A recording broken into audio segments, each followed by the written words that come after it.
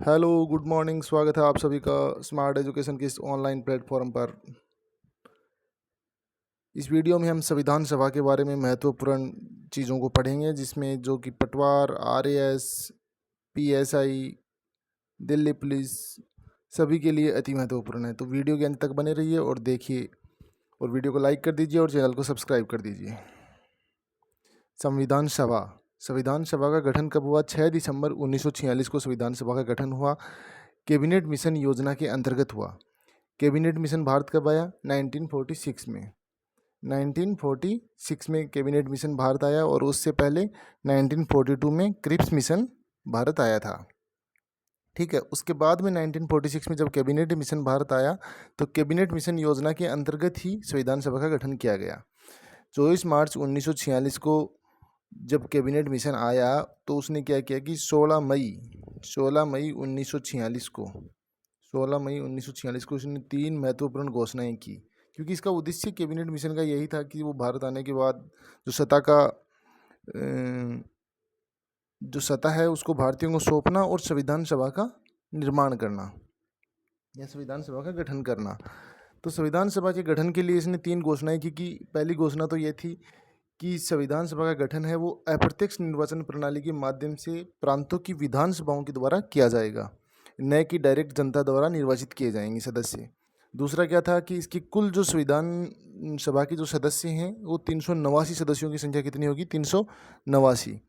और 389 सदस्य संख्या 389 सदस्य संख्या जो होगी उसमें 292 सदस्य किसके होंगे? ब्रिटिश प्रांतों से होंगे, 93 सदस्य देशी रियासतों से होंगे और 4 सदस्य केंद्र शासित प्रदेशों से होंगे। इस प्रकार से उसने 389 सदस्यों का ब्यौरा दिया। तो तीसरा उसने जो घोषणा करी 16 मई 1946 को, उसमें थी कि संविधान सभा का जो एक सदस्य है वो 10 लाख की जनसंख्या का प्रतिनिधित्व करेगा। कैसे करेगा? उसने जो 10 लाख जो जनसंख्या थी उसको कुल जनसंख्या को साधारण जनसंख्या, मुस्लिम जनसंख्या और सिख जनसंख्या में विभाजित कर दिया, क्योंकि उसमें से जो 78 सीटें थी वो मुस्लिमों के लिए रिजर्व कर दी, और जो 4 सीटें थी वो सिखों के लिए रिजर्व कर दी थी। बाकी सीटें वो साधारण जनसंख्या में बांट दी। के जो कैबिनेट मिशन योजना है, इसके अनुसार क्या हुआ कि देशी रियासतों में चुनाव नहीं हुए। देशी रियासतों में चुनाव नहीं हुए, मतलब होंगे, उन्होंने ये डिक्लेयर किया, और वहाँ से जो संविधान सभा में जो सदस्य हैं वो डायरेक्ट मनोनीत होकर आए थे, यानी कि चुने नहीं गए थे। ठीक है। अब ये है कि स्वतंत्रता के बाद, यानी कि 15 अगस्त 1947 को जब देश आज़ाद हो गया, तो आज़ाद होने के बाद क्या हुआ कि जो संविधान सभा है उसका जो सदस्य संख्या है वही पूरी की पूरी परिवर्तित हो गई। कैसे परिवर्तित हो गई? जो पहले 389 सदस्य थे वहाँ पर 299 सदस्य बचे। 299 में से 229 सदस्य थे वो ब्रिटिश प्रांतों से थे, और 70 सदस्य जो थे वो देशी रियासतों से थे। ठीक है। उसके बाद क्या हुआ? उसके बाद हुआ जी स्वतंत्रता के बाद जब 299 सदस्य बचे और नई संविधान सभा बन गई, तो संविधान सभा की बैठकें आरंभ हो गई। कैसे बैठकें हुई? आपको पता होना चाहिए कब कब हुई। 9 दिसंबर 1946 को पहली बैठक हुई। 9 दिसंबर 1946 को जब पहली बैठक हुई, तो उसमें क्या हुआ? उसमें जो संविधान सभा की जो सबसे वरिष्ठतम सदस्य थे, सच्चिदानंद सिन्हा, जो वरिष्ठतम सदस्य थे सच्चिदानंद सिन्हा, उनको संविधान सभा का अस्थायी सभापति चुना गया। और उनके जो नाम का मतलब जो नाम को जिन्होंने नाम सुझाया वो कौन थे? आचार्य कृपलानी थे। आचार्य कृपलानी ने क्या किया कि सच्चिदानंद सिन्हा का नाम का एक तरीके से ये समझ लो कि आप चयन किया। ठीक है। और आचार्य कृपलानी जो है उन्हीं को संविधान का प्रथम वक्ता भी माना जाता है। और जब सच्चिदानंद सिन्हा जी को संविधान सभा का अस्थायी सभापति निर्वाचित किया गया, उसी समय उन्होंने क्या किया कि फ्रैंक एंथोनी को संविधान सभा का उपसभापति मनोनीत कर दिया। ठीक है जी। उसके बाद हुई दूसरी बैठक 11 दिसंबर 1946 को।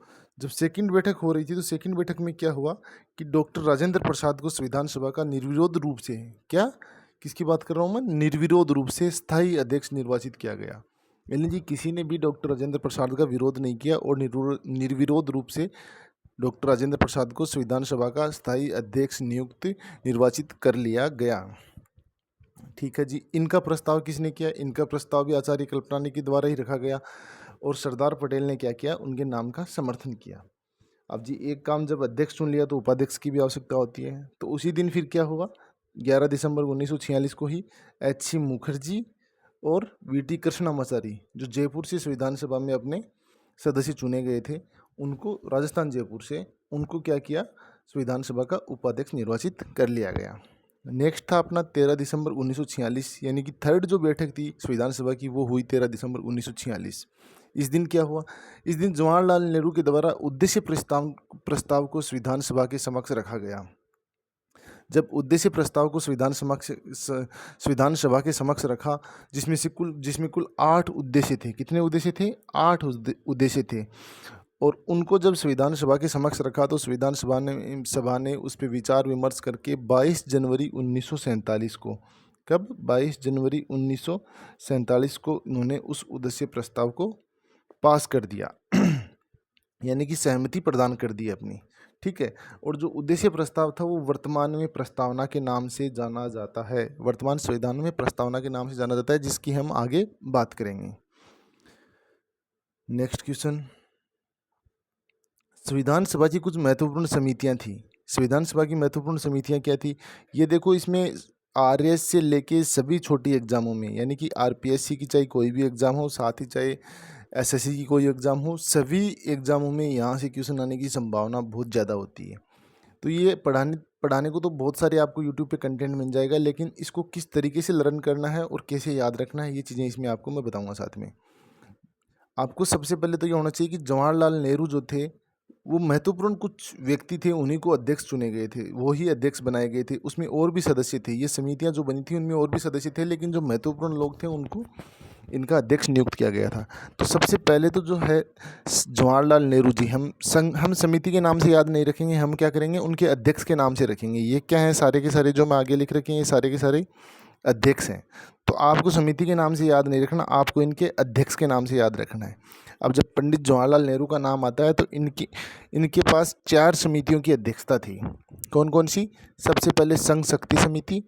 संघ शक्ति समिति के अध्यक्ष कौन थे? जवाहरलाल नेहरू। संघ संविधान समिति, यानी संघ की जो शक्ति थी वो भी और संघ जो संविधान समिति थी उसकी भी, दोनों की अध्यक्षता कौन कर रहे थे? जवाहरलाल नेहरू कर रहे थे। क्योंकि जवाहरलाल नेहरू ही आगे चल के भारत के प्रधानमंत्री बने, तो संघ प्रधानमंत्री संघ में बनता है। तो संघ वाले दोनों हैं, वो आपको कैसे याद रखना है कि PM बने थे, तो इन्हीं के पास अध्यक्षता थी। फिर एक राज्य समिति और वार्ता समिति, क्योंकि प्रधानमंत्री पावरफुल होता है, तो आप याद करना कि वार्ता कौन कर सकता है? प्रधानमंत्री कर सकता है। तो वार्ता वाली जो समिति वो भी जवाहरलाल नेहरू जी के पास, और राज्य समिति जो थी वो भी जवाहरलाल नेहरू जी के पास। फिर आती है सलाहकार समिति जी। अब जब जवाहरलाल नेहरू इसमें मुख्य रोल में थे तो इनके एक सलाहकार भी थे। जैसे आजकल वर्तमान में कौन है? अजय डोभाल जी हैं, वैसे ही उसमें सरदार पटेल थे, वो इसके जवाहरलाल नेहरू जी के राइट हैंड होते थे। सारी की सारी सलाह वो सरदार पटेल जी से लेते थे। तो सरदार वल्लभ भाई पटेल कौन थे? सलाहकार समिति के अध्यक्ष थे। ठीक है जी। प्रांतीय संविधान समिति, आपने सुना होगा कि भारत के एकीकरण में सरदार वल्लभ भाई पटेल का बहुत बड़ा रोल था। तो जो प्रांतीय संविधान समिति थी, यानी प्रांतों की जो संविधान की समिति थी, उसके प्रांतों को सम्मिलित किया गया था ना, तो इसलिए उसकी अध्यक्षता कौन कर रहे थे? सरदार पटेल कर रहे थे। तीसरा है अपनी मौलिक अधिकार एवं अल्पसंख्यक परामर्श समिति। तो मौलिक अधिकार और अल्पसंख्यकों की जो परामर्श समिति, उसके भी कौन थे? सरदार वल्लभ भाई पटेल। तो 4 तो थे अपने जवाहरलाल नेहरू जी की अध्यक्षता वाली, और 3 अपनी थी कौन सी? सरदार पटेल जी की अध्यक्षता वाली। अब देखो, मौलिक अधिकार एवं अल्पसंख्यक दोनों की एक साथ आता है, तो उसमें तो आपको ऑप्शन सरदार पटेल करना है। लेकिन अगर मौलिक अधिकारों की उपसमिति की अगर बात आती है तो वहाँ पर आपको ऑप्शन JB कृपलानी जी करना है। क्योंकि उपसमिति जो थी मौलिक अधिकारों की, उसके जो अध्यक्ष थे वो थे JB कृपलानी, और अल्पसंख्यकों की जो उपसमिति थी उसके अध्यक्ष थे HC मुखर्जी। ठीक है दोस्तों। नेक्स्ट जो अगली समिति है वो है झंडा समिति। झंडा समिति के अध्यक्ष कौन थे? डॉक्टर राजेंद्र प्रसाद। ये तो अमूमन याद रहता है, और अगर कई बार यहाँ से क्वेश्चन सम्मिलित करने वाला आता है तो इसमें से अगर 1-2 समितियों के अध्यक्ष भी अपने को याद होते हैं तो हमारा क्वेश्चन हम मैच करके और सही कर सकते हैं। दूसरा संचालन समिति। अब संचालन समिति है एक, और एक कार्य संचालन समिति है। जो कार्य संचालन समिति है उसको याद रखो, K फॉर कार्य और K फॉर KM मुंशी। यानी कि के.एम. मुंशी कार्य संचालन समिति के थे और संचालन समिति के कौन थे? डॉक्टर राजेंद्र प्रसाद। संचालन समिति के आप ऐसे याद कर लो, क्योंकि जो समस्त कार्यों का जो संचालन है वो भारत के राष्ट्रपति के द्वारा किया जाता है या राष्ट्रपति के नाम से होता है। अगर कोई भी डॉक्यूमेंट साइन होते हैं या कोई भी प्रशासन का जो संचालन हो रहा है भारत का, वो किसके द्वारा होता है? राष्ट्रपति के द्वारा। तो भारत के प्रथम राष्ट्रपति कौन थे? डॉक्टर राजेंद्र प्रसाद। कौन थे? डॉक्टर राजेंद्र प्रसाद। तो इनके नाम से संचालन समिति की अध्यक्षता होती थी, आप ऐसे याद रखो। कार्य के संचालन की बात आती है तो उनकी अध्यक्षता के.एम. मुंशी जी थे। के फॉर कार्य एंड के.एम. फॉर मुंशी। परिचय पत्र समिति, परिचय पत्र समिति का आप सीधा याद रखो अल्लादी कृष्ण स्वामी अय्यर, जो कि क्या थे? आपकी जो ड्राफ्ट समिति थी। मैंने लास्ट वीडियो में आपको क्विज करवाई थी, उसमें मैंने पूरी की पूरी जो ड्राफ्ट कमेटी थी उसको अच्छे से समझाया था। तो जो ड्राफ्ट कमेटी थे उसके भी सदस्य थे और अल्लादी कृष्ण स्वामी क्या थे? परिचय पत्र समिति के भी अध्यक्ष थे। उसके बाद आती है सदन और आवास समिति। बिल्कुल, सदन और आवास समिति और भी इजी है याद करने का। भाई हम कहीं मकान बनाते हैं या आवास बनाते हैं तो वहाँ पर हमें क्या होता है? प्लॉट की आवश्यकता होती है और प्लॉट का क्या बना जाता है? पट्टा। तो आप याद रखना, जो पट्टा शुद्ध जो ज़मीन होती है उस पर आजकल हम आवास बना रहे हैं। तो आवास समिति के कौन हो गए? पट्टा का नाम किससे है? पट्टाभी सीतारामैया से। तो ये आपका आंसर हो गया। ये सारे के सारे महत्वपूर्ण समितियां हैं, यहाँ से अक्सर क्वेश्चन पूछा जाता है। तो आपको सारी समितियां भी नहीं याद होती हैं, उसमें से अगर कुछ भी याद हो जाती हैं तो आपका बहुत अच्छा मतलब क्वेश्चन सही होने की संभावनाएं आपकी 99.99% हो जाती हैं। नेक्स्ट, संविधान सभा के कुछ अन्य महत्वपूर्ण कार्य भी संविधान सभा ने किए, वो क्या थे? संविधान सभा जब बनी तो ये दोहरी भूमिका का निर्वहन कर रही थी। कैसे कर रही थी दोहरी भूमिका का निर्वहन? क्योंकि भारत स्वतंत्रता अधिनियम 1947 के अंतर्गत संविधान सभा को विधायिका का दर्जा दिया गया। जब विधायिका का दर्जा दिया गया तो संविधान सभा दो भूमिकाओं का निर्वहन कर रही थी। फर्स्ट आपकी संविधान सभा के रूप में और सेकंड आपकी विधायिका के रूप में। जब विधायिका के रूप में ये कर रही थी तो उस समय तो इसकी अध्यक्षता कौन कर रही थी? जीवी मावलंकर करते थे। और जब संविधान सभा के रूप में ये कार्य करती थी तो इस समय इसकी अध्यक्षता डॉक्टर राजेंद्र प्रसाद करते थे। तो डॉक्टर राजेंद्र प्रसाद तो आगे चल के क्या बने? भारत के प्रथम राष्ट्रपति। और जीवी मावलंकर क्या बने? भारत के प्रथम लोकसभा अध्यक्ष। ठीक है दोस्तों। नेक्स्ट, अगला महत्वपूर्ण कार्य क्या किया संविधान सभा ने? 22 जुलाई, ये डेट बड़ी इंपॉर्टेंट है जो मैंने लिखी हैं।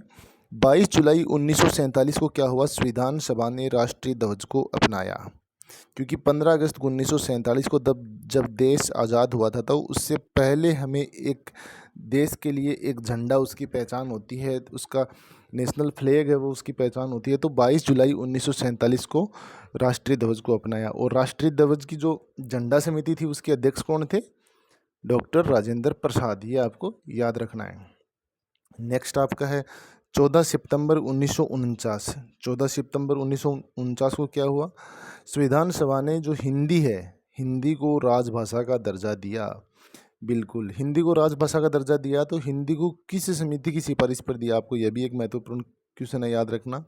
तो मुंशी अयंगर समिति। कौन सी समिति? मुंशी अयंगर समिति की सिफारिश पर हिंदी को राजभाषा का दर्जा दिया। लेकिन दोस्तों आपके लिए क्वेश्चन है कि अंग्रेजी क्या हमारी राजभाषा है? अगर है या नहीं है इसका आप कमेंट बॉक्स में जवाब ज़रूर दें, क्योंकि आपको पता होना चाहिए कि आजकल सारे के सारे कार्य इंग्लिश में हो रहे हैं। तो मेरा आपसे क्वेश्चन ये आप लोगों के लिए है कि क्या इंग्लिश अपनी राजभाषा है क्या? या इंग्लिश को राजभाषा का दर्जा दिया गया है? या इंग्लिश को संविधान में दर्जा दिया गया है? क्या संवैधानिक मान्यता है क्या?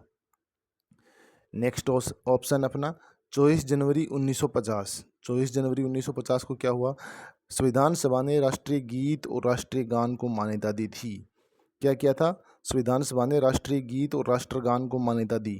तो राष्ट्रीय गान और राष्ट्रीय गीत को जब मान्यता दी तो आपको इसके बारे में पता होना चाहिए। साथ ही उस दिन क्या हुआ? 24 जनवरी 1950 को संविधान सभा की अंतिम बैठक थी और जो अंतिम बैठक दी उसी दिन डॉक्टर राजेंद्र प्रसाद को भारत का प्रथम राष्ट्रपति घोषित किया गया। ये संविधान सभा की अंतिम बैठक थी और इसमें अंतिम रूप से संविधान पे हस्ताक्षर किए गए और सभी ने अपनी सहमति से राष्ट्रीय गीत और राष्ट्रगान को अपनाया। अब राष्ट्रगान और राष्ट्रगीत को जब अपनाया तो राष्ट्रगान जो है वो किसने लिखा है? रविंद्रनाथ टैगोर ने। और ये राष्ट्रगान सबसे पहले कब गाया गया? ये भी आपको पता होना चाहिए। 11 यानी 1911 में जब इंडियन नेशनल कांग्रेस का 26वां अधिवेशन हो रहा था कोलकाता में, उस समय राष्ट्रगान को पहली बार कांग्रेस के 26वें अधिवेशन में कोलकाता में गाया गया था।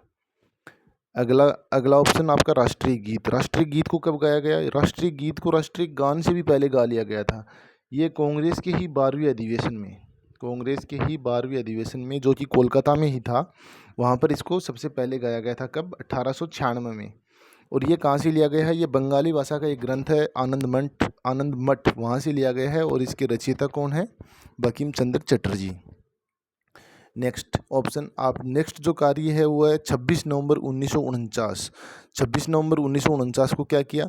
संविधान पर हस्ताक्षर किए।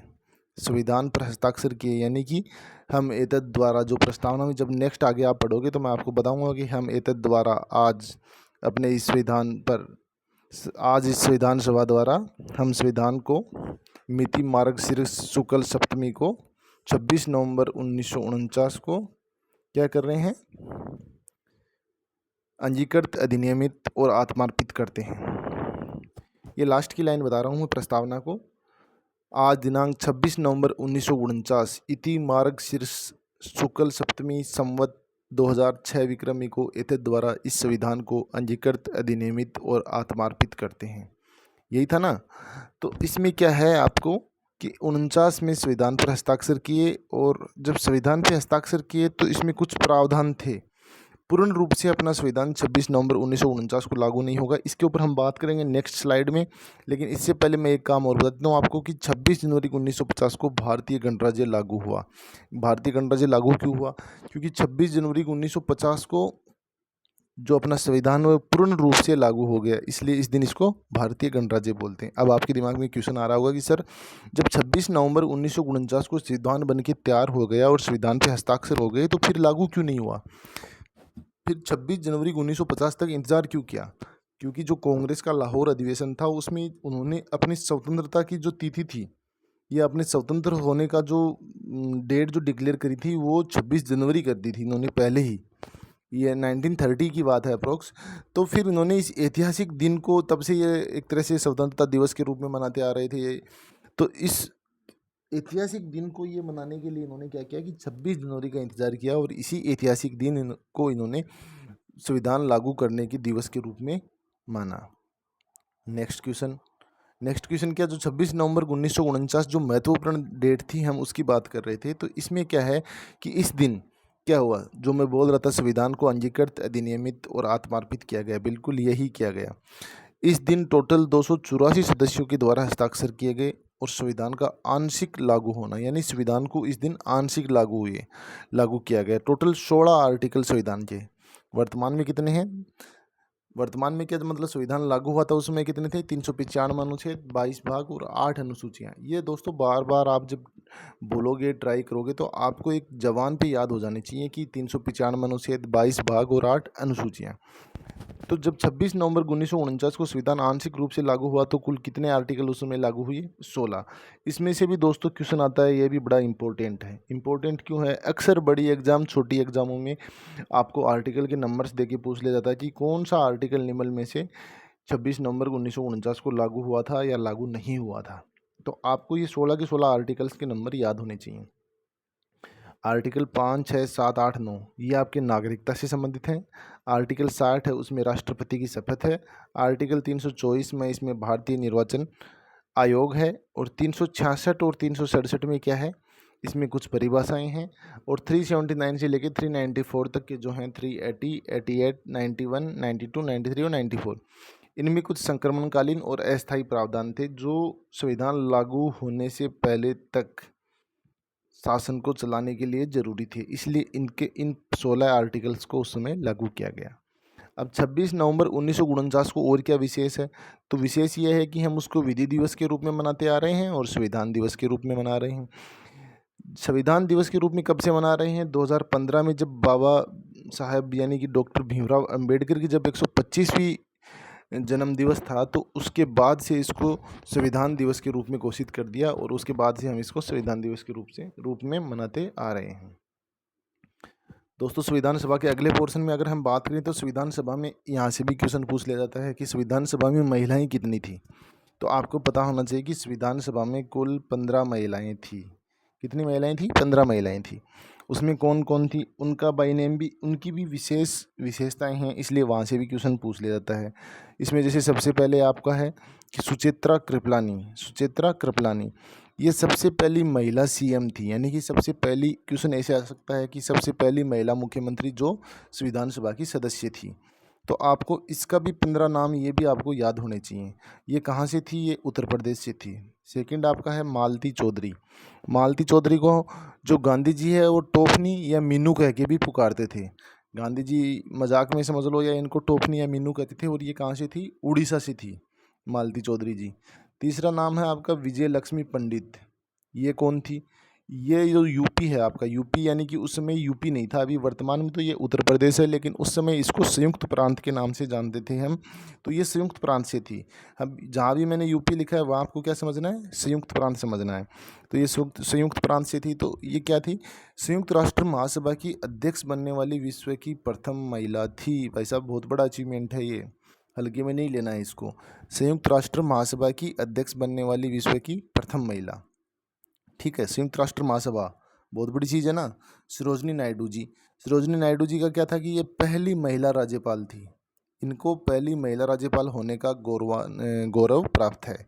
ये कहाँ से थी? ये संविधान सभा में बिहार से नियुक्त होके आई थी, निर्वाचित होके आई थी, ये समझ लो आप, ठीक है। फिफ्थ नंबर पे है आपकी राजकुमारी अमृता कौर, कैबिनेट मंत्री बनने वाली पहली महिला। जी हाँ बिल्कुल, जब सरकार बनी तो सरकार में इनको ये एकमात्र महिला मंत्री थी, यानी कि इनको जो स्वास्थ्य मंत्रालय है वो दिया गया था। और ये मध्य प्रांत यानी कि वर्तमान के मध्य प्रदेश, छत्तीसगढ़ और महाराष्ट्र का जो जोन है वो उस समय मध्य प्रांत के नाम से जाना जाता था। वहाँ से ये निर्वाचित होकर संविधान सभा में गई थी। और उनके पास कौन सा मंत्रालय था?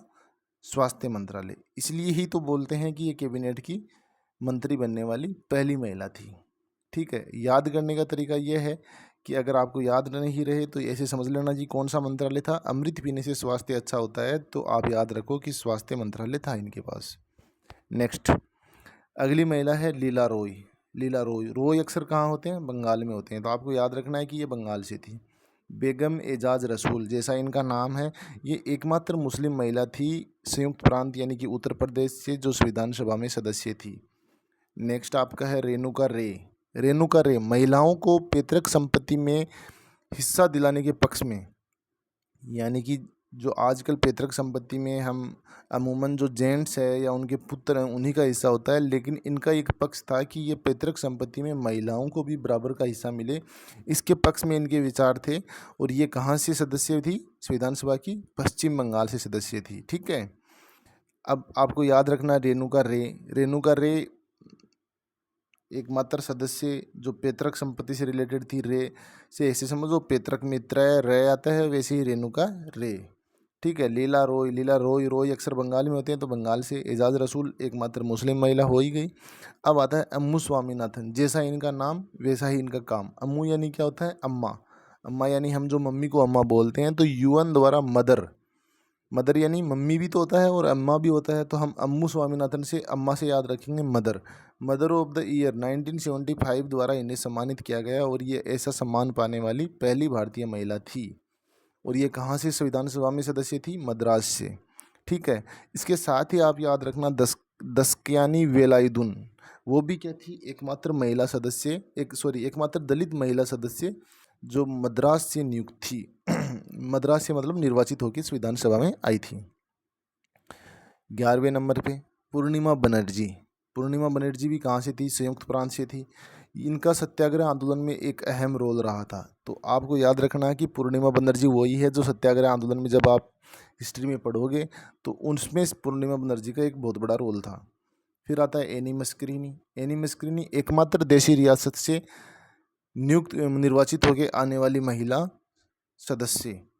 ये अक्सर क्वेश्चन पूछ लिया जाता है। एनी मस्क्रीनी वाला क्वेश्चन एक छोटी एग्जाम में आया हुआ भी है कि ऐसी एकमात्र महिला सदस्य जो देसी रियासत से निर्वाचित होके या मनोनीत होके आई थी। देसी रियासत से क्या हो गया आए थे सदस्य, मनोनीत होके आए थे, ना कि निर्वाचित होके। बाकी प्रांतों की जो विधानसभाएं थी वहाँ से सदस्य निर्वाचित होके आए थे। तो इसकी जो देसी रियासत थी वो कौन सी थी, त्रावणकोर कोची।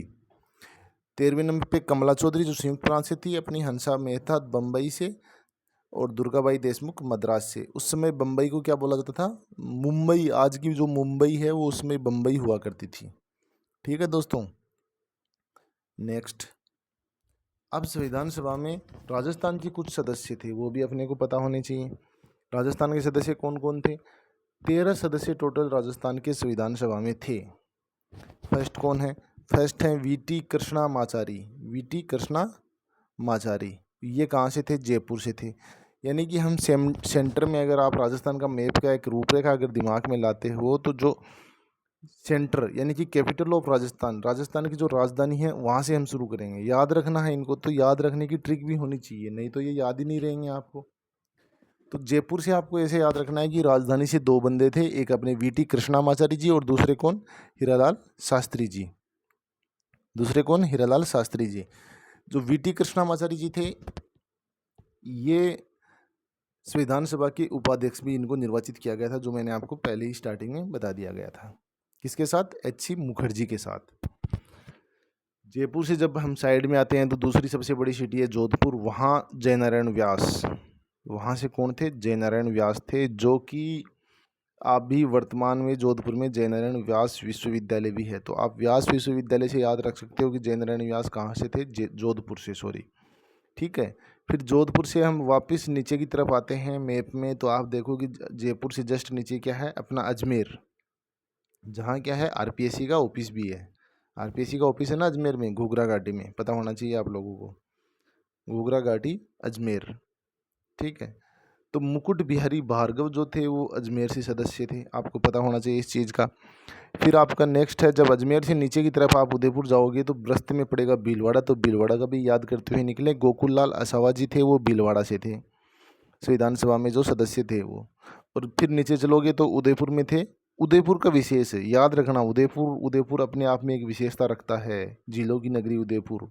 कैसे, जो माणिक्यलाल वर्मा थे वो उदयपुर से थे, बलवंत सिंह मेहता भी उदयपुर से थे, और जो विजय राघवाचारी है वो भी उदयपुर से थे। लेकिन दोस्तों मैंने बलवंत सिंह मेहता जी को स्टार लगा रखा है, क्यों लगा रखा है, लास्ट और वीडियो में मैंने आपको बताया भी था जब हम क्विज कर रहे थे कि बलवंत सिंह मेहता राजस्थान से संविधान सभा में वो सदस्य थे जिन्होंने जवाहरलाल नेहरू के बाद, यानी कि जवाहरलाल नेहरू तो क्या थे, भारतीय संविधान पे साइन करने वाले प्रथम भारतीय थे। और जो बलवंत सिंह मेहता है वो भारतीय संविधान पर साइन करने वाले प्रथम राजस्थानी थे। आप ऐसे याद रखो, प्रथम राजस्थानी कौन थे, बलवंत सिंह मेहता, और प्रथम भारतीय कौन थे, पंडित जवाहरलाल नेहरू, जिन्होंने संविधान पे सिग्नेचर किया। सबसे पहले राजस्थान की तरफ से किसने किया, बलवंत सिंह मेहता जी ने किया। ठीक है दोस्तों। नेक्स्ट आपका कौन है, विजय राघवाचारी, ये भी किस में है, उदयपुर से ही है। फिर उदयपुर से हम चलते हैं हाड़ौती की तरफ। जब हाड़ौती की तरफ चलेंगे तो आपको पता है कि हमें राजस्थान का चक्कर लगा के आना है। जहाँ से हम जयपुर से चले थे उधर की तरफ ही हम जब चलेंगे, मैप में आपको याद रखोगे तो दलेल सिंह थे, वो थे कोटा से। कहाँ से थे दलेल सिंह जी, कोटा से। और राज बहादुर कोटा के बाद जब हम ऊपर चलेंगे सूरसेन की तरफ तो क्या आता है, भरतपुर।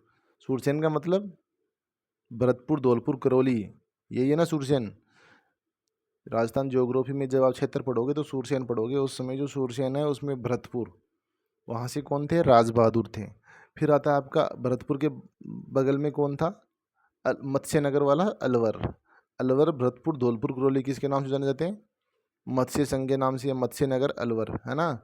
तो मत्स्य संघ में ABCD, अलवर, भरतपुर, धौलपुर, करौली थे। तो अलवर से कौन थे, रामचंद्र उपाध्याय, जो भगवान श्री राम के नाम पे आप इनको याद रख सकते हो। उसके बाद खेतड़ी, यानी कि झुंझुनू की एक तहसील थी खेतड़ी। तहसील थी क्या, अभी भी वर्तमान में भी ये तहसील है। तो जो खेतड़ी तहसील है यहाँ से थे कौन, सरदार सिंह जी। और फिर जब वापिस राजस्थान के मैप में झुंझुनू से ऊपर से चूरू से, झुंझुनू, सीकर, चूरू, गंगानगर, हनुमानगढ़ होते हुए जब बीकानेर की तरफ जाते हो तो बीकानेर से कौन थे, जसवंत सिंह जी। कौन थे, जसवंत सिंह जी। तो ये टोटल 13 सदस्य थे जो आपको पता होना चाहिए। ठीक है दोस्तों, एक बार इसका फटाक से रिवीजन कर देते हैं छोटा सा, जल्दी से फास्ट। गठन कब हुआ संविधान सभा का? 6 दिसंबर 1946 को। किस योजना के अंतर्गत हुआ? कैबिनेट मिशन योजना के अंतर्गत। कैबिनेट मिशन भारत कब आया? 24 मार्च 1946 को। ठीक है दोस्तों, ये आपको पता होना चाहिए।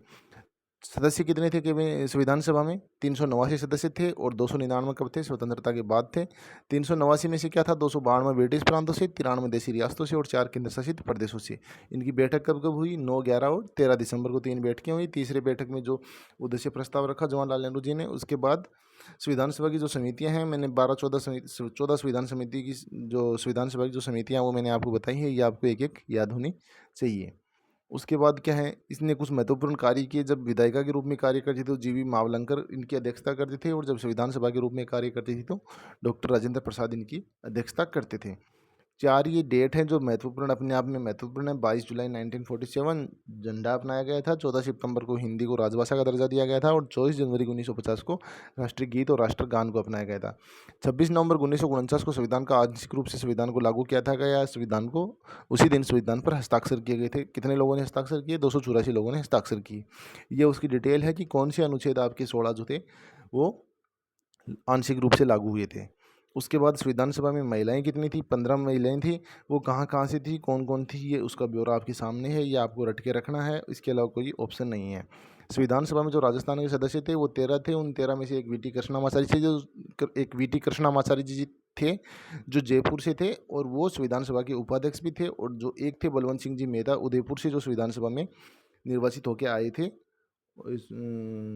जो उदयपुर से जो संविधान सभा में आए थे, उन्होंने राजस्थान की तरफ से सबसे पहले संविधान पर हस्ताक्षर किए थे। इसलिए पहले ऐसे राजस्थानी बलवंत सिंह जी मेहता जिन्होंने संविधान पे साइन किए थे। ठीक है, बाकी आपके 4 दलेल सिंह जी वगैरह वगैरह ये आपको याद रखने हैं, क्योंकि इसमें अक्सर क्वेश्चन मिलाने वाला आ जाता है सुमेलित करो के नाम से, तो आपको वो क्वेश्चन आना चाहिए। दोस्तों, आपको मेरे द्वारा दी गई जानकारी कैसी लगी? मैं कोशिश करूँगा कि इसको आगे और अच्छे से आपको मैं ब्रीफ करूँ। अगर वीडियो पसंद आया है तो लाइक ज़रूर करें और चैनल को सब्सक्राइब करें, ताकि नेक्स्ट वीडियो आते ही आपको नोटिफिकेशन मिल जाए। धन्यवाद दोस्तों। Thank you very much. जय हिंद। Good night.